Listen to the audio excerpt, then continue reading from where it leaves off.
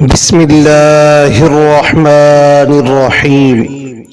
حضرت سیدنا معاذ بن جبل رضی اللہ تعالی عنہ بیان کرتے ہیں کہ ایک روز رسول اللہ صلی اللہ علیہ وآلہ وسلم ہمیں نماز فجر پڑھانے کے لیے تشریف نہ لائے۔ قریب تھا کہ ہم سورج طلوع ہونے کا مشاہدہ کر لیتے، پھر آپ صلی اللہ علیہ وسلم بہت تیزی سے تشریف لائے، چنانچہ نماز کے لیے اقامت کہی گئی۔ رسول اللہ صلی اللہ علیہ وآلہ وسلم نے اختصار کے ساتھ نماز پڑھائی۔ پس جب آپ صلی اللہ علیہ وآلہ وسلم نے سلام پھیرا تو بآواز بلند فرمایا، اپنی جگہوں پر ایسے ہی بیٹھے رہو۔ پھر آپ صلی اللہ علیہ وآلہ وسلم نے ہماری طرف متوجہ ہو کر فرمایا، میں ابھی تمہیں بتاتا ہوں کہ میں تمہیں نماز پڑھانے کے لیے کیوں نہیں آیا۔ میں رات کو بیدار ہوا، وضو کیا اور جس قدر مقدر میں تھا میں نے نماز پڑھی۔ مجھے نماز میں اونگ آنے لگی، حتیٰ کہ وہ مجھ پر غالب آ گئی۔ تب میں نے اپنے رب تبارک و تعالی کو بہترین صورت میں دیکھا، چنانچہ اس نے فرمایا، محمد صلی اللہ علیہ وسلم۔ میں نے عرض کیا، میرے رب میں حاضر ہوں۔ فرمایا، فرشتے کس چیز کے بارے میں بحث و مباحثہ کر رہے ہیں؟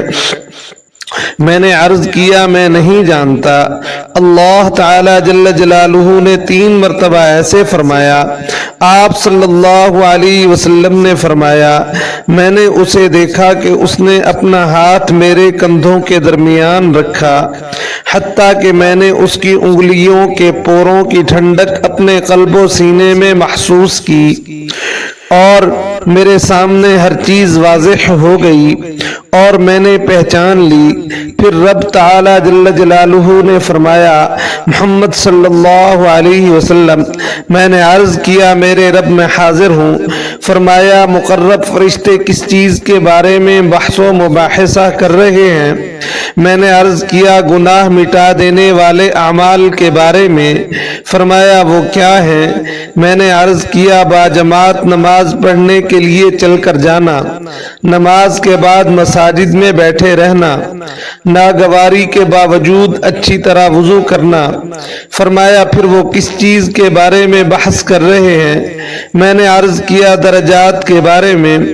فرمایا، وہ کیا ہے؟ میں نے عرض کیا، کھانا کھلانا، نرمی سے بات کرنا، اور جب لوگ سو رہے ہوں نماز تہجد پڑھنا۔ فرمایا، کچھ مانگ لیں۔ آپ صلی اللہ علیہ وسلم نے فرمایا، میں نے عرض کیا، اے اللہ، میں تجھ سے نیک اعمال بجا لانے، برے کام چھوڑ دینے اور مساکین سے محبت کرنے کی توفیق مانگتا ہوں، اور یہ کہ تو مجھے بخش دے اور مجھ پر رحم فرما، اور جب تو کسی قوم کو فتنے سے دوچار کرنا چاہے تو مجھے اس میں مبتلا کیے بغیر فوت کر دینا۔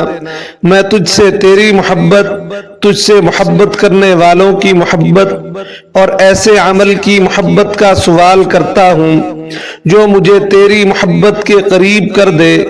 پھر رسول اللہ صلی اللہ علیہ وآلہ وسلم نے فرمایا، یہ خواب حق ہے، پس اسے یاد کرو اور پھر اسے دوسروں کو بتاؤ۔